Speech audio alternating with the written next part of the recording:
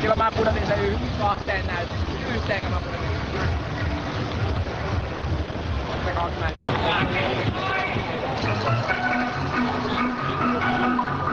Ladies and gentlemen, kill your audio and lights.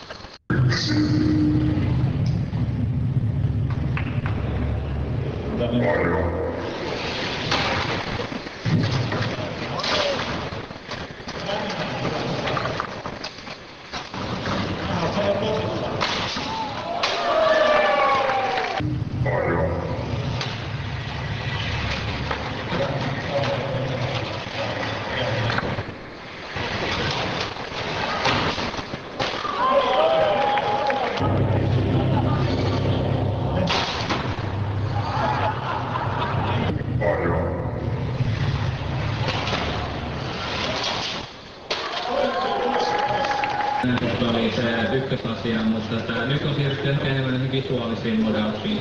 Eli mun takana on jotain näitä kaiverruksia, mitä nyt me täälläkin esitellään. Yleisö on esimerkiksi eilen pääsi kokeilemaan itse kaivertamista. Että tämä uusi Embraver, joka on tullut Remeliltä, niin se on hyvin, kun lyijykynällä osaa yhtään piirtää, niin se onnistuu.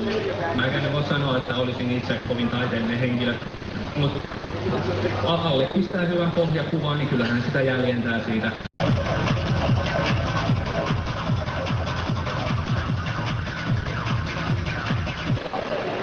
Kuinka moni kävi puolen kuukauden stand-upin rockbändiin?